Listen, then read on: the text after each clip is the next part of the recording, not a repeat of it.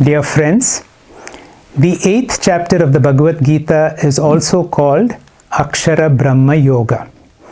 It is considered an odd chapter among the Gita chapters because it deals with a form of mukti or freedom that happens after death, and that is called Krama Mukti. And it also deals with the distressing topic of remembering God at the time of death. As we get older, our free will becomes progressively weaker.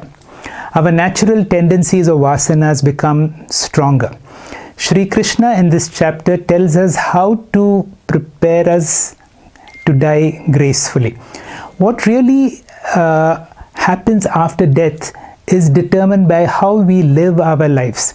If we live a lifestyle with a lot of devotion to God, and among other things, Shri Krishna introduces the meditation on Omkara as an important method to help us to die gracefully. There was a certain Indian businessman who was amazed to see certain talking parrots in a certain place in Africa. He asked his hosts, is it possible to take one bird back home to India? They managed to capture a bird, put it in a cage, and as this bird was from Africa, he took very good care of the bird. And it was almost 2 years and he had a chance to go back to Africa, and he asked this bird, do you have any message for your friends because I'm going back to meet them? The bird replied, please tell them I'm happy in my cage. So the man goes back to where the parrots were and publicly announces, I have a message from you, for you from your friend whom I took to India. He wants to let you know that he is happy in his cage. Listening to this, one of the birds falls down dead. He comes back with a heavy heart and reports this to the bird, and listening to the news, the bird in the cage falls down dead. He gently opens a door, he retrieves the bird out, and to his amazement, the bird flies up and sits in a high perch. And from there, the bird says, my friends from Africa have sent me a message. The man said, what is it? The message is, if you want true freedom, you must die before you die. Friends, let me repeat it. If you want true freedom, you must die before you die. What do you mean by you must die before you die? It only means that we all must be prepared to accept death. Once we know what life is, we will know what death is. Usually we think death comes in the end. You think death is against life. We think death is the enemy. Death is not the enemy. Out of fear, we have created a division.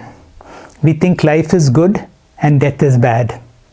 We think life has to be desired and death has to be avoided. We think somehow we need to protect ourselves against death.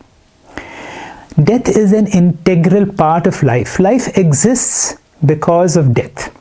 Death happens each moment, and it is a kind of a renewal process. For example, breathing. Breathing in, one of the first acts a child does when the child is born into the world is to breathe in. And one of the last actions that a person does when a person dies is to breathe out, and there is no more breathing in. Therefore, breathing in is life, breathing out is death. That is why the word expire means to breathe out. The word expire also means to die. Can you imagine how you can breathe in without breathing out? If you understand what life is, we will allow death to happen. What it means is every moment we die to the past, every moment we are born again, renewed into the present. The next question is, we are all naturally afraid to die. But who is there in me who is afraid to die? How can how can death, which is an integral process of life, be afraid of death. That means there must be someone else in me who is afraid to die. On an inquiry, we discover that it is the ego in me who is afraid to die. The ego is afraid to die. The ego is afraid to live. It is only when the ego dies that there is a possibility for us to live a fuller life. And that is why all the teachers everywhere tell us to work on the ego. The ego is functionally useful for me to interact in the world, but the ego is the problem. Have you ever inquired, when did life start? When did life begin?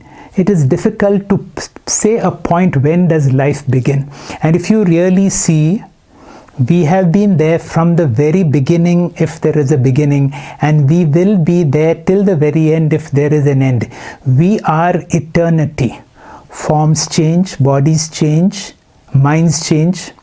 What we call life is an identification with a certain body, and what we call death is getting out of that form, that body, out of that concept. The only way to die gracefully is to be able to live life 100%. So in conclusion, work as if we are going to live forever and live as if we are going to die today. Shri Krishna says, be my bhakta. I will take care of you. You do not have to worry about what happens after death. Hari Om. Thank you very much.